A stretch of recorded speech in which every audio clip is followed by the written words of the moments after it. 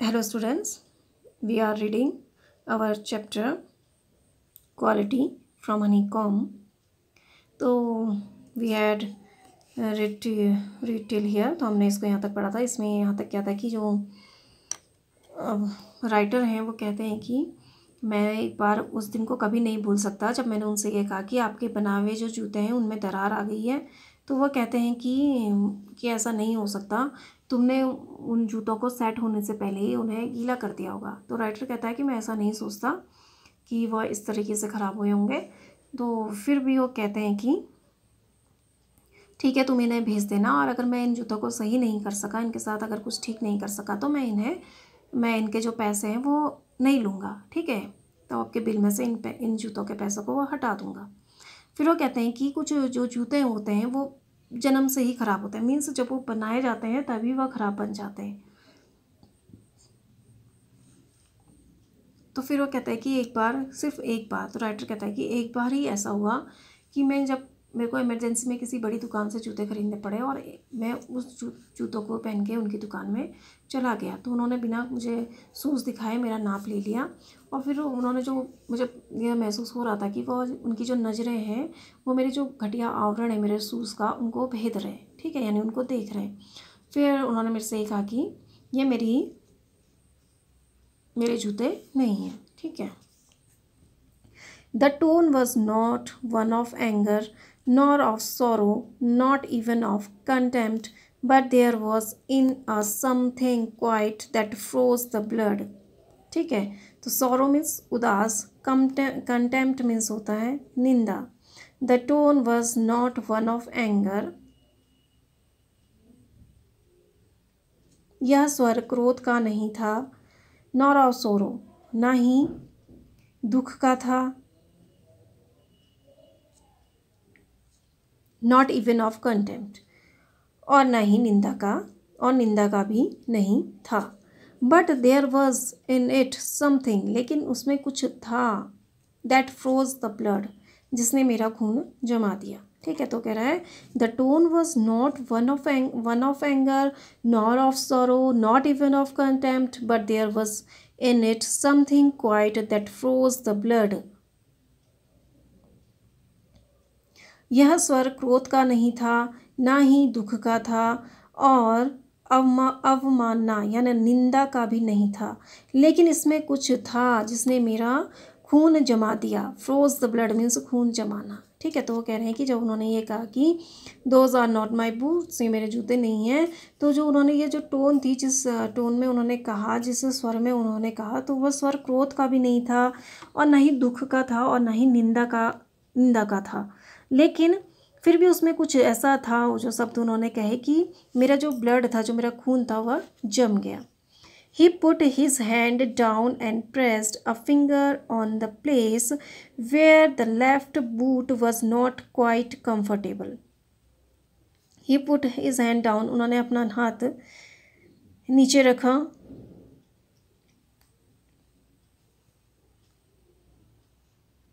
and pressed a finger on the place where the left boot was not quite comfortable, और उस जगह पर उंगली से दबाया जहाँ पर बायां जूता काफ़ी सहज नहीं था।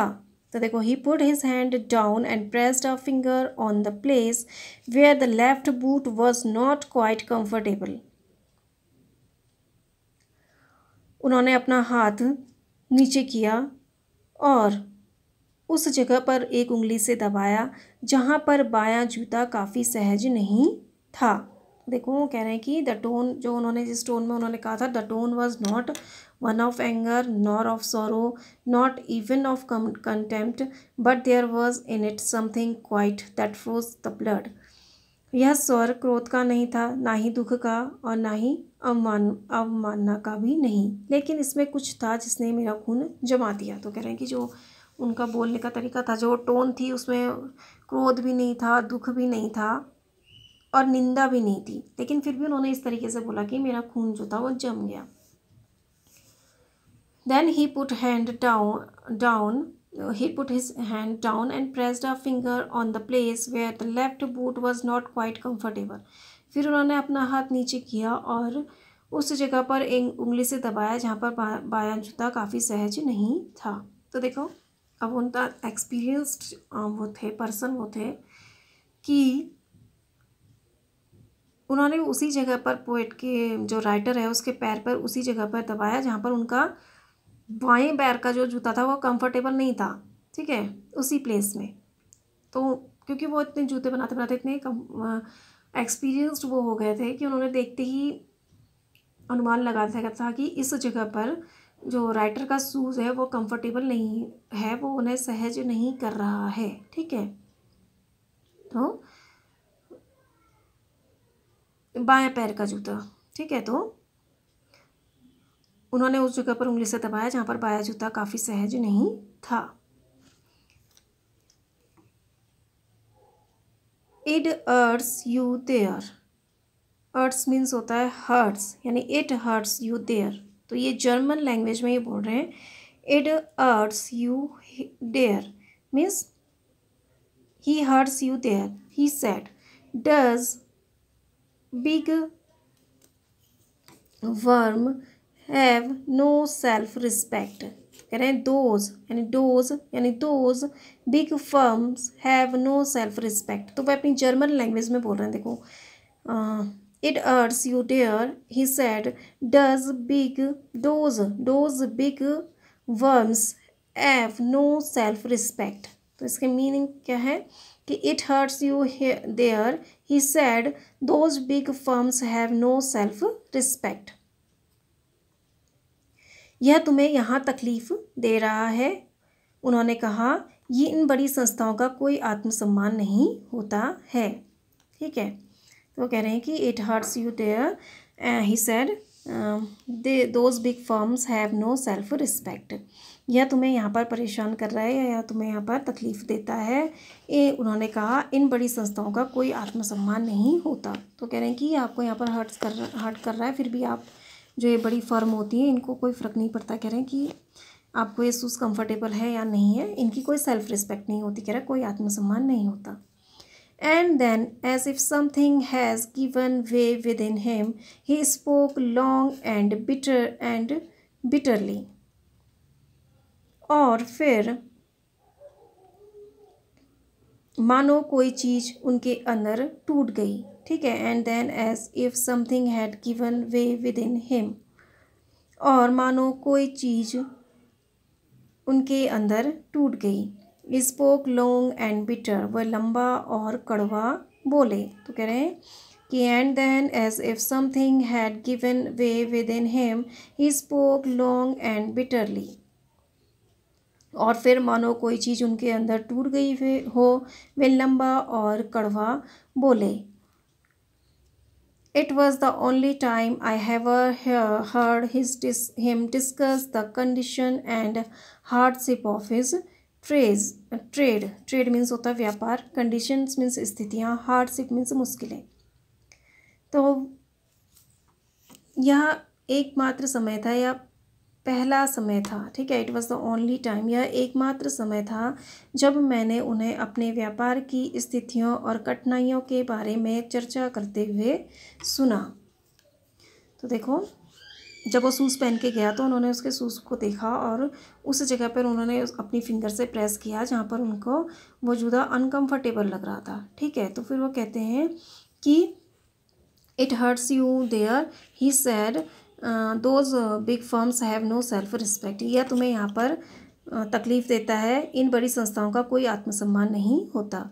And then as if something had given way within him he spoke long and bitterly. और फिर मानो उनके अंदर कोई चीज़ टूट गई हो, वे लंबा और कड़वा बोले। It was the only time I ever heard him discuss the condition and hardships of his trade.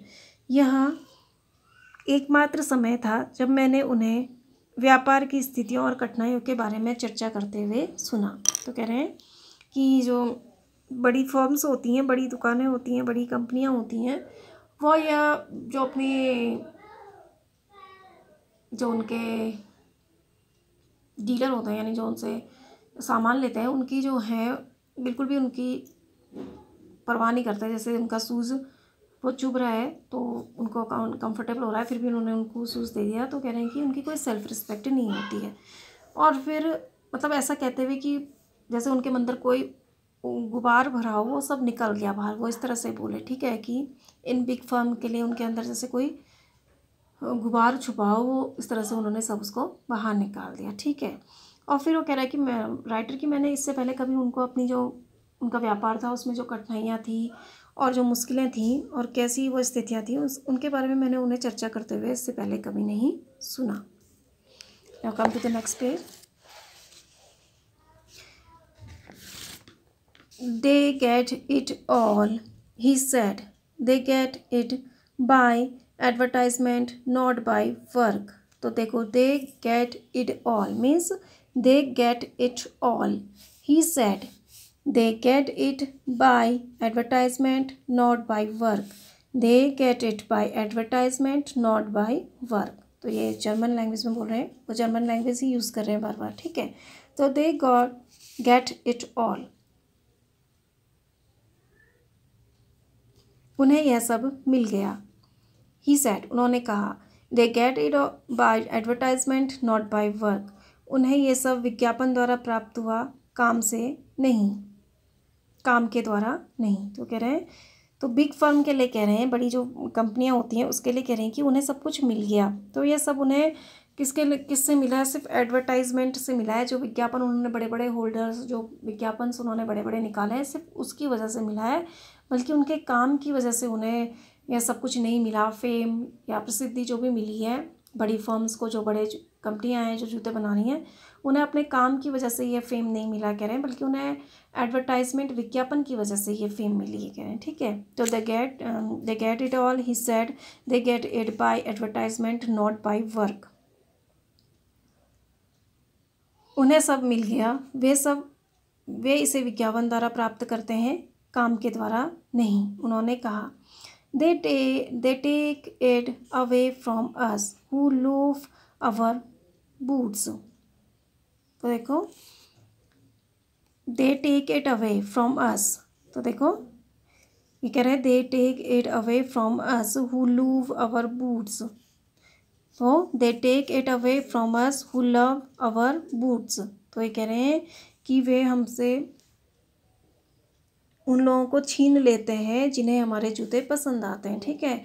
तो वे उन्हें हमसे दूर कर देते हैं जो हमारे जूते पसंद करते हैं। वो कह रहे हैं कि they take it away from us who love our boots, यानी they take it away from us who love our boots, वे उन्हें हमसे दूर कर देते हैं जिन्हें हमारे जूते पसंद आते हैं। तो कह रहे हैं कि जो लोग हमारे जूते पसंद करते हैं वे उन लोगों को हमसे दूर कर देते हैं। जैसे राइटर ही है, वो हमेशा उसकी शॉप में जाता था शूज़ लेने, लेकिन वह इमरजेंसी में बड़ी फर्म में चला गया, तो इसलिए वो जो शूज़ मेकर है मिस्टर गेसलर, वो ये कह रहे हैं कि जो भी हमारे जूते पसंद करता है, जिनको भी हमारे जूते पसंद आते हैं, वे उनको हमसे दूर कर देते हैं।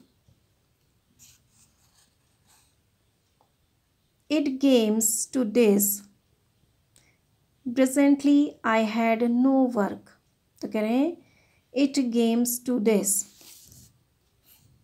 It comes to this. Presently I have no work. Means presently. Presently means presently I have no work. तो कह रहे हैं कि it comes to this. Presently I have no work. It comes to this. Presently I have no work. यह ऐसे आया कि वर्तमान में मेरे पास कोई काम नहीं है। तो कह रहे हैं इट कम्स टू दिस, और यह इस तरह से आए, ये बड़ी फर्म जो कंपनियां हैं वो इस तरह से आई कि presently I have no work, वर्तमान में मेरे पास कोई काम नहीं है, ठीक है। Every year it gets less, और every year it gets less, और प्रत्येक वर्ष यह कम होता जा रहा है। यू विल सी, तुम देखोगे। And looking at his leaned face I saw things I had never noticed before, bitter things and bitter struggle, and what a lot of grey hairs there seemed suddenly in his red beard. तो कह रहे हैं leaned face means होता है झुर्रीदार चेहरा। And looking his leaned face, और उनके झुर्रीदार चेहरे को देखकर मैंने उन चीज़ों, I have never noticed before, I saw things, मैंने उन चीज़ों को देखा जिन्हें मैंने पहले कभी नहीं देखा। Bitter things and bitter struggle, कड़वी बातें और कड़वा संघर्ष। And what a lot of grey hairs that seemed suddenly in his red beard, और अचानक से बहुत सारे भूरे बाल उनकी लाल दाढ़ी में दिखाई दे रहे थे। तो देखो वो कह रहे हैं कि दे गेट इट ऑल, उन्हें सब कुछ मिल गया। ही सेड, उन्होंने कहा, they get it by advertisement not by work, उन्हें यह सब विज्ञापन से प्राप्त हुआ है, काम के द्वारा नहीं। They take it away from us who loves our boots, वे उन्हें हमसे दूर कर देते हैं जो हमारे जूते पसंद कर देते हैं। इट कम्स और to this presently I have no work, यह ऐसे मेरे सामने आया कि मेरे पास वर्तमान में मेरे पास कोई काम नहीं है। And looking at his leaned face, sorry, कि प्रेजेंट वर्तमान में मेरे पास कोई काम नहीं है। Every year it gets less, और प्रत्येक वर्ष यह कम हो रहा है। यू विल सी, तुम देखोगे। And looking at his leaned face I saw things I had never noticed before, bitter things and bitter struggle, and what a lot of grey hairs there seemed suddenly in his red beard.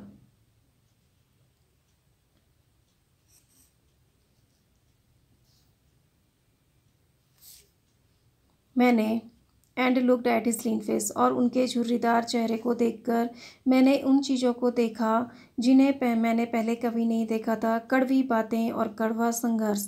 और अचानक से बहुत सारे भूरे बाल उनकी लाल दाढ़ी में दिखाई दे रहे थे। तो देखो वो कह रहे हैं कि मैंने उनका जो इतना गुबार जो मन में भरा था उनके, वो इतनी कड़वी बातें जो उन्होंने बोली, वो इससे पहले मैंने कभी नहीं सुनी। देखो तो वो कह रहे हैं कि जो बड़ी फर्म है उनको सब मिल गया है। तो मिस्टर गेस्लर यानी शू मेकर कह रहे हैं उन लोगों को सब कुछ मिल गया है, और यह सब उन्हें अपने काम की वजह से नहीं मिला है, बल्कि विज्ञापन की वजह से मिला है। और हमारे जिनको भी हमारे शूज़ पसंद आते हैं या जो भी हमारे शूज़ पसंद करते हैं, उनको वो हमसे छीन लेते हैं, उन्हें हमसे दूर कर लेते हैं। और यह ऐसा हुआ कि मेरे पास अब प्रेजेंट में मेरे पास कोई काम नहीं, कह रहे हैं वर्तमान में मेरे पास कोई भी काम नहीं है, और हर वर्ष यह कम होता जा रहा है, तुम देखोगे। तो कह रहा है कि उनके झुर्रीदार चेहरे को तो फिर राइटर कह रहा है कि उनके झुर्रीदार चेहरे को जब मैंने देखा तो मुझे यह एहसास हुआ कि आज से पहले मैंने वो चीज़ें कभी नहीं देखी जो उनके चेहरे पर मुझे आज दिखाई दी। इतना सारा कड़वाहट, ठीक है, कह रहा है कि मैंने कभी नहीं देखी। और उनकी अचानक से उनकी जो लाल दाढ़ी थी उसमें सफ़ेद बाल दिखने लगे थे, ठीक है। As best I could, I explained the circumstances of those ill-omened boots. Ill-omened means होता है अशुभ, अशुभ। जितना अच्छा मैं कर सकता था, मैंने उन अपशगुनी जूतों को लेने की परिस्थितियों को समझाया, ठीक है। As best I could, I explained the circumstances of those ill-omened boots. जितना अच्छा मैं कर सकता था, मैंने उन अपशगुनी जूतों को लेने की परिस्थितियों को समझाया। तो उन्होंने कहा कि मैंने जितना अच्छी तरह से एक्सप्लेन कर सकता था, उनको जितना अच्छी तरह से मैं बता सकता था कि किन परिस्थितियों में मुझे इन अशुभ जूतों को लेना पड़ा, मैंने उनको समझाया। But his face and voice made so deep an impression that during the next few minutes I order many pairs. Impression means होता है छाप छोड़ना, ठीक है। लेकिन उनके चेहरे और आवाज़ ने एक इतनी गहरी छाप छोड़ी कि अगले कुछ मिनट के दौरान मैंने कई जोड़ियों का आदेश दे दिया, ठीक है। They lasted longer than ever, वे पहले से कहीं अधिक समय तक रहे। And I was not able to go to him for nearly 2 years, और मैं लगभग 2 वर्षों से उनके पास जाने में समर्थ नहीं था। ठीक है, लगभग 2 वर्षों तक मैं उनके पास नहीं गया, कह रहे देखो। तो वो कह रहा है कि as best I could I explain the circumstances of those ill omened boots. जितना अच्छा मैं कर सकता था, मैंने उन अपशगुनी जूतों को लेने की परिस्थितियों को समझाया। But his face and voice made so deep an impression that during the next few minutes I ordered many pairs. लेकिन उनके चेहरे और आवाज़ ने एक इतनी गहरी छाप छोड़ी कि अगले कुछ मिनटों के दौरान मैंने कई जोड़ियों का आदेश दे दिया। They lasted longer than ever. वे पहले से कहीं अधिक समय तक रहे। And I was not able to go to him for nearly 2 years. और मैं लगभग 2 वर्षों से उनके पास जाने में समर्थ नहीं था। तो देखो, राइटर कह रहा है कि मैं जितनी अच्छी तरह से उन्हें समझा सकता था, जितनी अच्छी तरह से उन्हें एक्सप्लेन कर सकता था, मैंने किया। अपने उन अपशगुनी जूतों को लेने की जो मेरी परिस्थितियाँ बनी थी, उनको मैं जितनी अच्छी तरह से उन्हें एक्सप्लेन कर सकता था, मैंने एक्सप्लेन किया। लेकिन फिर भी उनके चेहरे और उनकी जो आवाज़ थी, उसने एक इतना गहरी छाप छोड़ी कि मैंने थोड़े ही जो मिनट थे उस दौरान बहुत सारे जूतों का क्या दे दिया, ऑर्डर दे दिया। ठीक है, तो फिर वो कह रहे हैं कि वो मेरे पास बहुत टाइम तक रहे। एंड तो इस वजह से क्या हुआ कि मैं उनकी दुकान में जाने लगभग 2 वर्षों तक उनकी दुकान में जाने में समर्थ नहीं था, क्योंकि वो जो शूज़ थे, उन्होंने इतने पेयर शूज़ का ऑर्डर दे दिया था कि वो काफ़ी लंबे तक चले, और 2 साल तक मैं उनकी दुकान में जाने में समर्थ नहीं था, कह रहे हैं। ठीक है, it was many months before my next visit to his shop.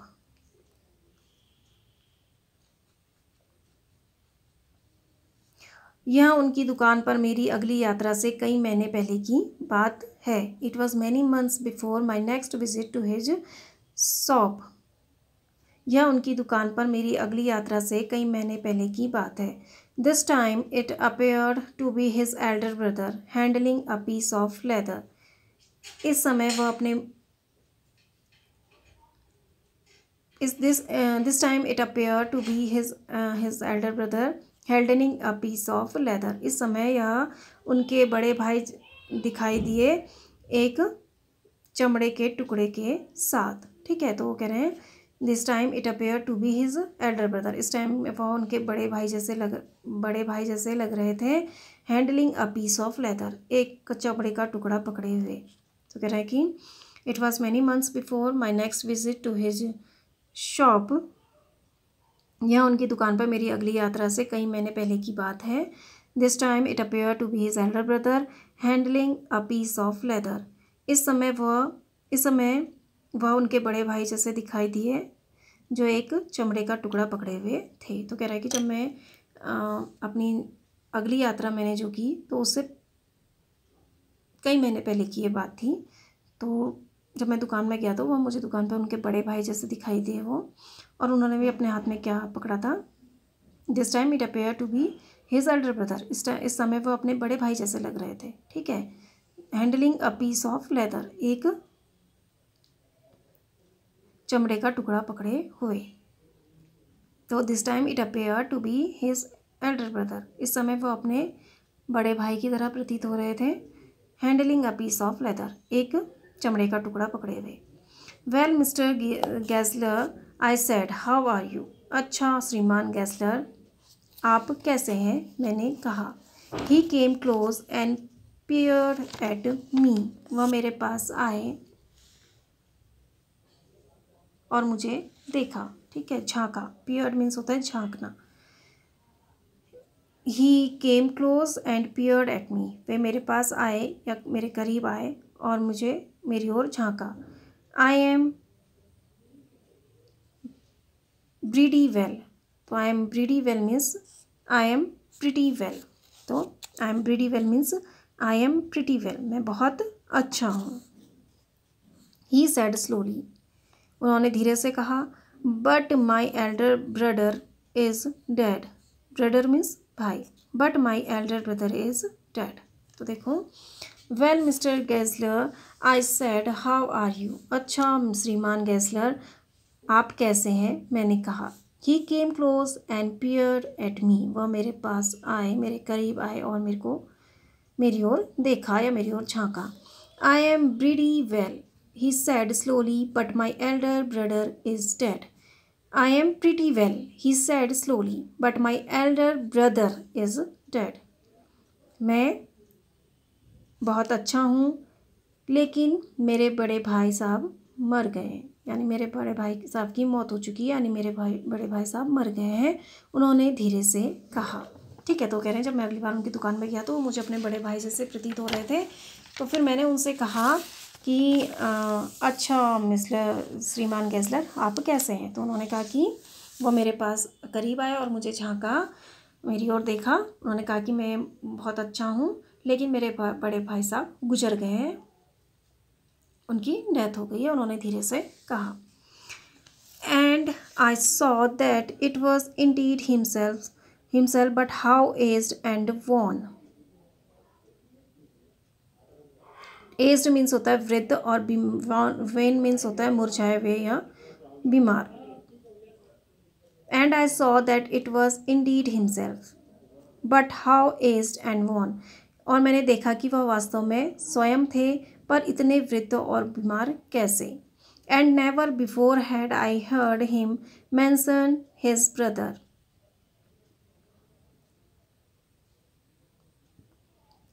और मैंने कभी उन्हें अपने भाई का जिक्र करते हुए नहीं सुना। ठीक है, and never before had I heard him mention his brother, और इससे पहले मैंने उन्हें अपने भाई का जिक्र करते हुए कभी नहीं सुना। Much shocked I murmur I am sorry, बहुत अधिक हैरान, मच शॉक्ड अधिक हैरान, मैं बड़बड़ाया, आई मर्मर मैं बड़बड़ाया, आई एम सॉरी, मुझे खेद है या मुझे माफ़ करना। देखो तो and I saw that it was indeed himself but how aged and wan, और मैंने देखा कि वह वास्तव में स्वयं थे, पर इतने वृद्ध और बीमार कैसे। वह स्वयं थे मतलब वह मिस्टर गेस्लर ही थे, लेकिन वह इतने बीमार और मुरझाए हुए कैसे थे। And never before had I heard him mentioned his brother, और इससे पहले मैंने उन्हें कभी अपने भाई का जिक्र करते हुए नहीं सुना। Much shocked I murmured I am sorry, अधिक हैरान मैं बड़बड़ाया, मुझे माफ़ करिए।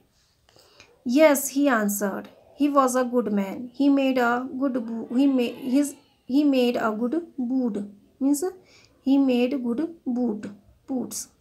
ठीक है, तो यस उन्होंने उत्तर दिया, वह एक अच्छे आदमी थे, वे अच्छे जूते बनाते थे। बट ही इज़ डेड, लेकिन वह मर गए हैं। And he touched the top of his head where the hair had suddenly gone as thin as it had been on that of his poor brother to indicate. तो and he touch the top of his head, और उन्होंने अपने सर के ऊपर हाथ फेरा, where the hair had suddenly gone, और जहाँ से अचानक से बाल जा चुके थे, as thin as it had been on that of his poor brother to indicate, और इतने पतले जैसे कि वह उसके बेचारे भाई को इंगित कर रहे हो। ठीक है, तो इतने पतले बाल हो गए थे उनके, जैसे कि वह उनके जो बेचारा भाई था जो मर गया उसे इंगित कर रहे हो, इतने पतले। ठीक है, तो यस ही आंसर, तो कह रहे हैं yes he answer he was a good man, हाँ वह एक अच्छे आदमी थे। He made a good boot, वह अच्छे जूते बनाते थे, उन्होंने उत्तर दिया। बट ही इज़ डेड, लेकिन वह मर गए। ठीक है, yes he answered he was a good man, he made a good boot, हाँ वह एक अच्छे आदमी थे, वह अच्छे जूते बनाते थे, उन्होंने उत्तर दिया। बट ही इज़ डेड, लेकिन वह मर गए। And he touch the top of his head where the hair had suddenly gone as thin as it had been on that of his poor brother,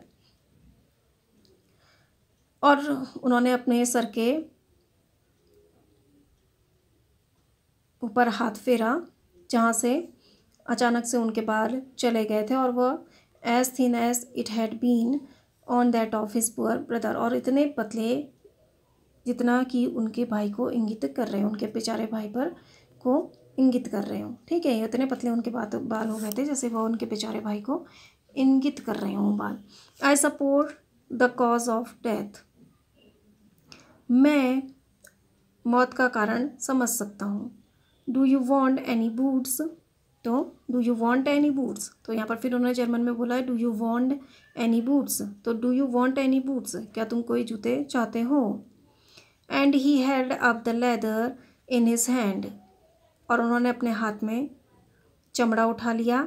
it's a beautiful piece, यह एक सुंदर, it's a beautiful piece, यह एक सुंदर वस्तु है या एक सुंदर पीस है, टुकड़ा है, ठीक है। इट्स अ ब्यूटीफुल पीस, यह एक सुंदर टुकड़ा है। तो देखो जब उनका वो कहते हैं कि यह जो मेरी नेक्स्ट विजिट थी उससे 1 महीने पहले की बात है, राइटर कह रहे हैं। और इस टाइम पे जो मिस्टर गैसलर थे वो अपने बड़े भाई के जैसे दिखाई दे रहे थे, एक हाथ में एक अपना लेदर का टुकड़ा लगे पकड़े हुए, वे अपने बड़े भाई जैसे ही दिख रहे थे।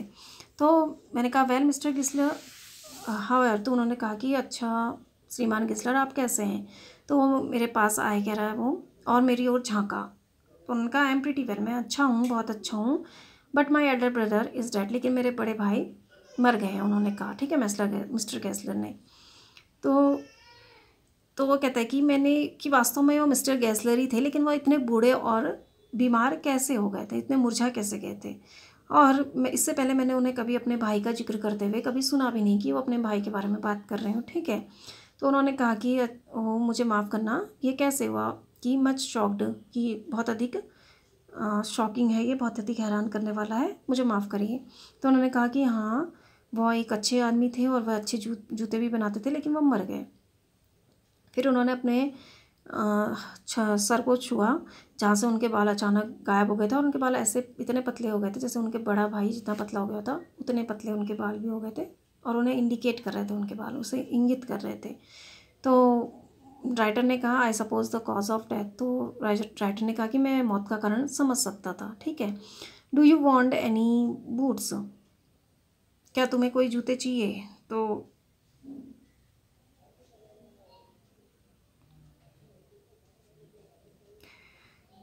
उनके पतले मतलब भाई इतने पतले हो गए थे, इतने बाल के बराबर उनके जो भाई थे वह बेचारे भाई उतने पतले हो गए थे, ठीक है। तो वो कहते हैं कि आपको कोई शूज चाहिए, तो and he held the leather in his hand, it is a beautiful piece, तो अपने हाथ में एक लेदर का जूता पकड़ते हुए वो कहते हैं कि यह एक बहुत सुंदर पीस है, ठीक है। तो अभी हम इसको इतना ही पढ़ेंगे। I hope you understand this, thank you and have a nice day.